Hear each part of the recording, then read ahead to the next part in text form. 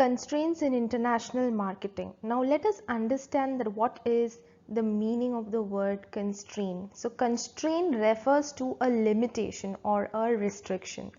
So international marketing is restricted to some extent due to some constraints, such as, let us understand and know now that what are the different constraints in international marketing.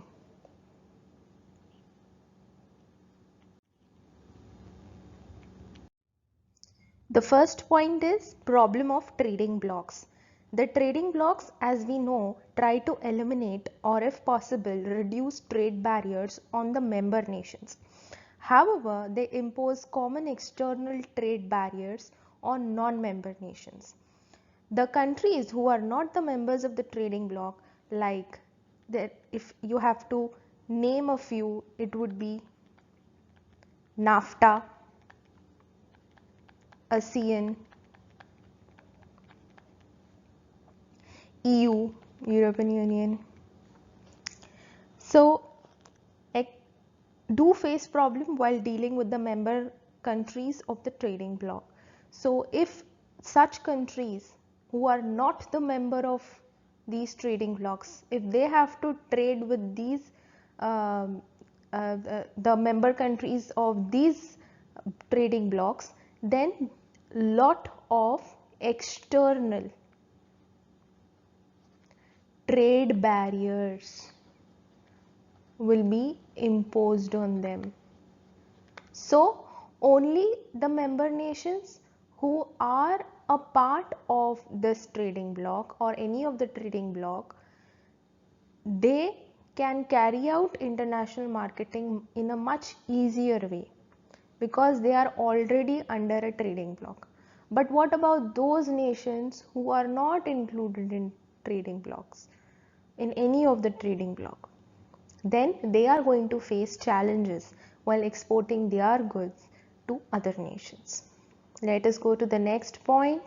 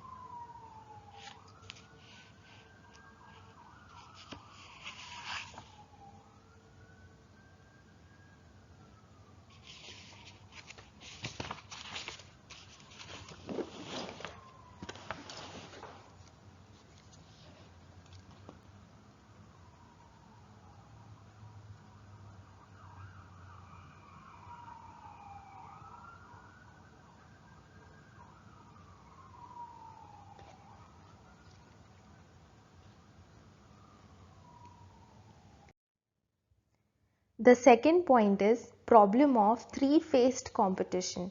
Three-faced meaning three-side competition. Now let us understand this with an example.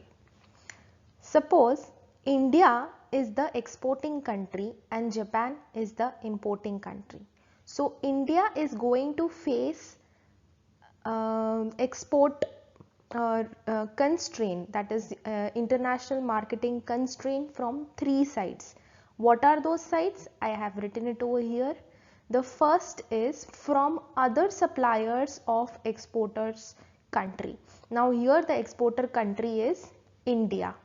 So all those other exporters who are also exporting to Japan, they face competition from them. Then they also face competition from the local suppliers of Japan, and they also face competition from other competing nations, means other nations also who are exporting to Japan. So this is also one of the constraint or limitation in international marketing. Let us go to the next point. Trade barriers. International trade is subject to a number of tariff and non-tariff barriers, and Various importing countries do impose a variety of taxes and other formalities.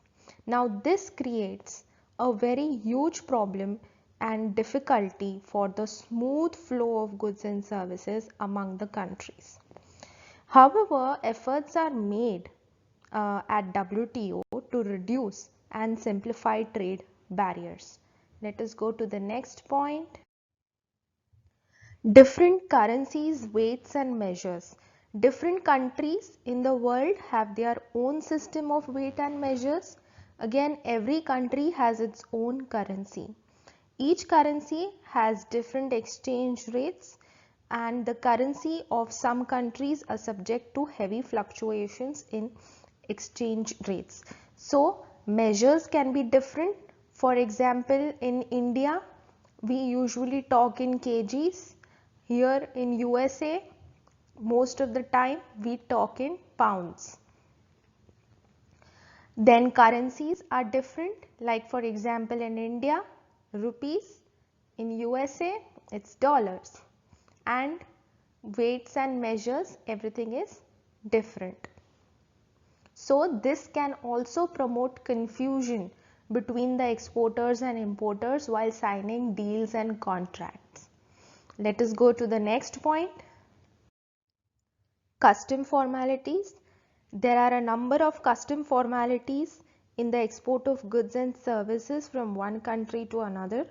Again, there are custom formalities for the buyers also, that is custom formalities for the importing country also. So custom formalities are there for importing and exporting country both, and sometimes those strenuous activities and those time consuming activities pose as a constraint in international marketing. The another constraint in international marketing is documentation formalities, as a number of documents are to be prepared in international trade. In India, there are as many as 25 documents to be registered, out of which 16 are commercial documents and 9 are regulatory documents. However, aligned documentation system has simplified international documentation procedure. Now what is aligned documentation system?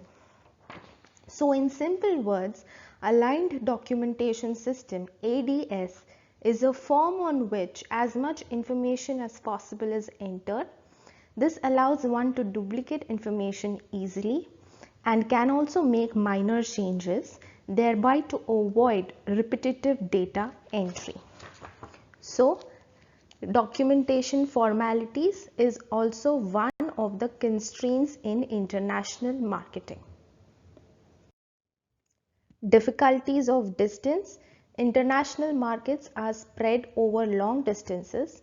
Naturally, the international marketer will find difficulty in catering to long distance markets.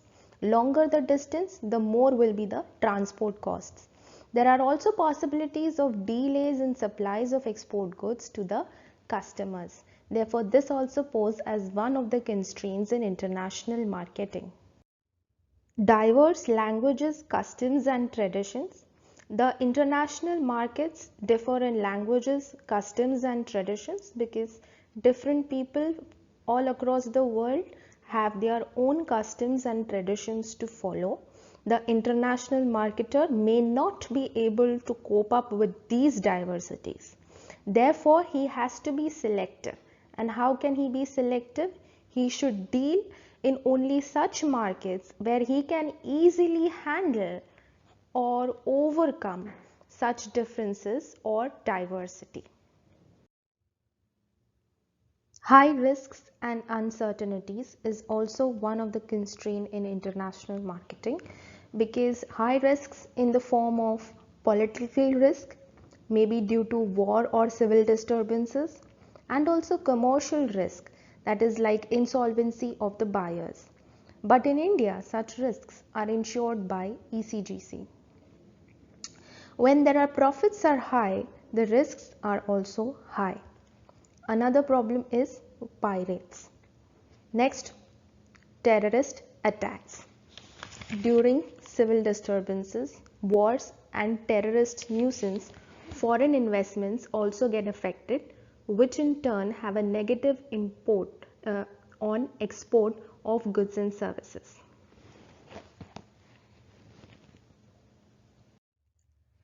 The next point is foreign exchange regulations. Foreign exchange regulations are various forms of controls imposed by the government on purchase and sale of foreign currencies by residents or purchase and sale of local currencies by non-residents.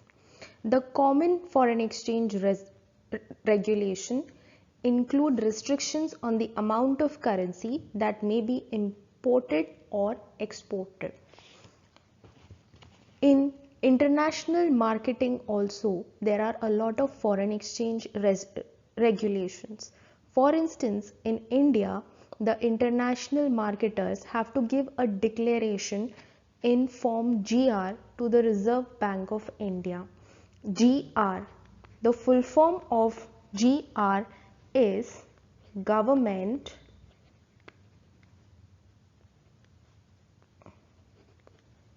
Resolution.